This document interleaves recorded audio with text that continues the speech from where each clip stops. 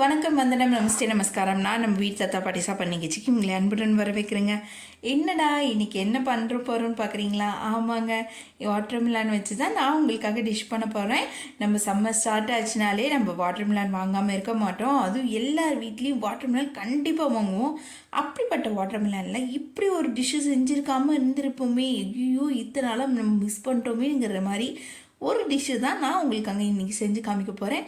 பார்க்கலாமா வாங்க. முதல்ல ஒரு வாட்டர் மிலன் எடுத்துக்கோங்க. நல்லா கட் பண்ணிட்டீங்கன்னு வச்சுக்கோங்க. நம்ம இப்போ என்ன பண்ணுவோம், நடுவில் இருக்க இந்த சிவப்பு கலரில் இருக்கிறது அந்த பகுதியை தான் நம்ம எடுத்து ஜூஸ் போடுவோம். ஸோ பேலன்ஸ் இருக்கிற அந்த வெள்ளை கலர் பகுதியும் பச்சை கலர் பகுதியும் நம்ம என்றைக்குமே எடுத்துருக்க மாட்டோம். ஸோ அப்படிப்பட்ட அந்த வெள்ளை கலர் பகுதியும் இந்த பார்த்திங்கன்னா அந்த வெள்ளை கலர் பகுதி மட்டும் இந்த சிவப்பு கலரை எடுத்துருங்க. வெள்ளை கலர் பகுதியை மட்டும் எடுத்துக்கோங்க. தோலை நல்லா சீவிடுங்க. நீங்கள் சீவிட்டு குட்டி குட்டியாக க்யூபாக நீங்கள் கட் பண்ணி வச்சுக்கோங்க. ஒரு பேனில் என்ன பண்ணுங்கள், நல்ல தேங்காய் எண்ணெய் வந்து ஒரு 3-4 ஸ்பூன் எண்ணெய் ஊற்றிக்கோங்க. எண்ணெய் ஊற்றிட்டு ஒரு ஸ்பூன் கடுகு போட்டு நல்லா படப்படன்னு வெடிக்கிட்டும். நல்லா வெடித்து வந்தோடனே 1 ஸ்பூன் ஜீரகம், 1 ஸ்பூன் பெருங்காயம்,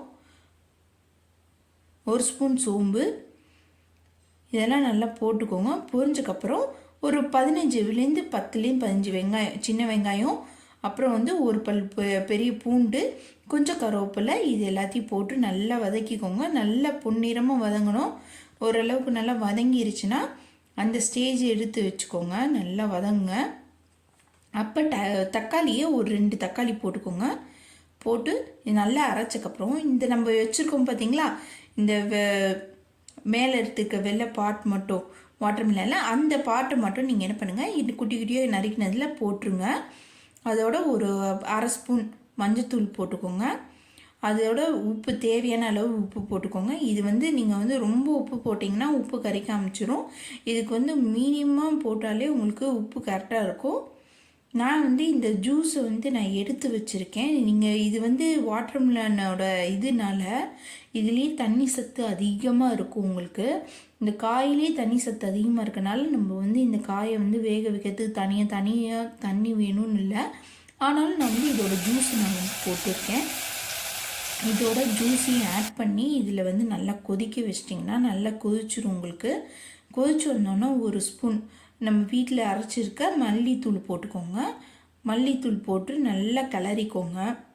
கிளறிட்டிங்கன்னா உங்களுக்கு வந்து இது நல்லா மிக்ஸ் ஆகி நல்லா கொதிச்சக்கப்புறம் ஒரு தேங்காய், ஒரு பச்சை மிளகா, ஜீரகம் நீங்கள் போட்டு நல்லா அரைச்சி அது பால் எடுத்து வந்து இதோடு இதில் சேர்த்துருக்கேன். ஸோ இதில் சேர்த்து நல்லா மிக்ஸ் பண்ணிக்கோங்க. ஒரு கொதி வரட்டும். இது நல்லா வந்து கொதித்து ரொம்ப கொதிக்க கூடாது, ஏன்னா தேங்காய் போட்டுட்டோம் பார்த்தீங்களா, அதனால் கொஞ்சம் ஒரு கொதி வரட்டும். ஒரு கொதி வந்துச்சுன்னா நல்லா நம்ம காய் வெந்துச்சுனாலே உங்களுக்கு கலர் சேஞ்ச் ஆகிடும். நீங்கள் பார்த்தாலே தெரியும் எப்படி வந்து இது இருக்குன்னு. இதோட ஒரே ஒரு கரண்டி தயிர் ஊற்றி அப்படியே கொஞ்சம் ஒரு கலர் கலரிட்டு அது மேலே தேங்காய் எண்ணெயை ஊற்றி அப்படியே சர்வ் பண்ண வேண்டியதான். நம்மளோட இது கோசக்கான்னு சொல்லுவாங்க. சில பேர் வந்து இது வாட்டர் மிலனோட காய் அந்த இதை வந்து கூட்டுன்னு சொல்லுவாங்க. ஸோ நம்மளோட கோசக்காய் கூட்டு ரெடி ஆயிடுச்சு. வாங்க சாப்பிட்லாம். இதே மாதிரி ஒரு டேஸ்டியாக ஹெல்த்தியாக ஒரு ரெசிபி வேணும்னு நினச்சிங்கன்னா மறக்காமல் என்ன பண்ணணும், நம்ம வீட்டு தாத்தா பாட்டி சாப்பிட நிகழ்ச்சி மறக்காமல் சப்ஸ்கிரைப் பண்ணுங்கள், லைக் பண்ணுங்கள், ஷேர் பண்ணுங்கள் அண்ட் கமெண்ட் செக்ஷனில் நான் உங்களோட நெக்ஸ்ட் வீடியோவில் சந்திக்கிறேன். பாய்.